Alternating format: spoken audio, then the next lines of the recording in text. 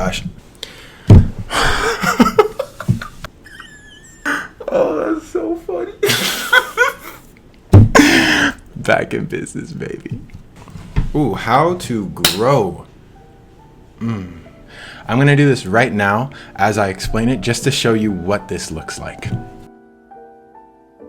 So, notice something you don't like. Outside of my window, there's a bar, and there are people who are drinking and loud. I don't like that. What I want you to do is I want you to put yourself in their shoes. But when I mean put yourself, I mean literally put you in their shoes.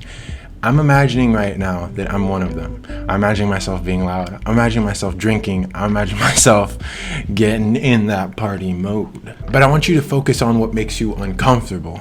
You see, when I'm imagining myself as them, what makes me uncomfortable is that I'm being vulgar, that I'm being extremely belligerent, just loud, and that I have a spotlight on myself. At least that's what it feels like. And people are only seeing me for the negative parts about me. But then I can go one layer deeper, and really it's just people are seeing me for someone that I'm not. They're seeing me for a facade.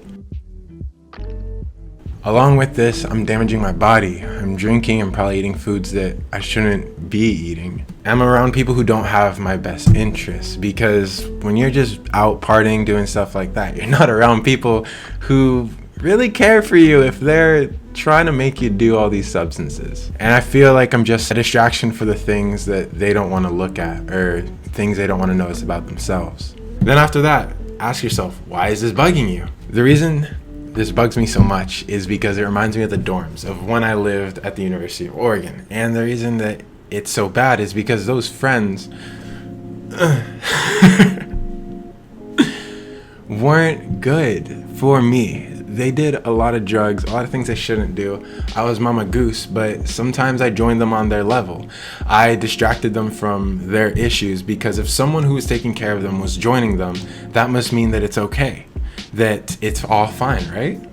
Well, no, it's not fine. And when I was around people back then, the people that introduced me, I was meeting those people when I was at my worst. And that made me feel really bad. I didn't like it at all.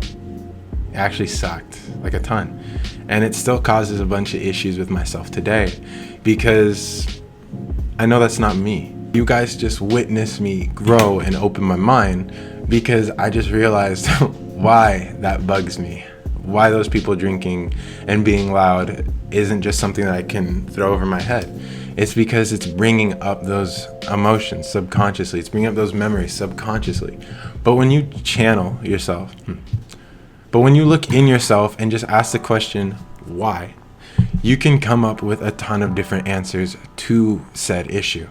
And when you decide to resolve these things and realize that, hey, you're okay, and realize that now you understand why this bugs you, you now have the decision to choose if you still want it to bug you or not, to grow past it, to open your mind and realize that it's not these people's fault. It's not your fault. It's just something that happened in the past, something you can let go, something you don't have to carry on now. It's literally it. I came up with that during all this emotional healing that I've been doing, and it's a very simple thing. It's essentially just asking why and then just going down one path to figure out this issue. But you guys can come up with your own ways. A big tip is to just notice things that people do that bug you, and realize that more often than not, it's because you don't see yourself doing that. People are being extremely cocky.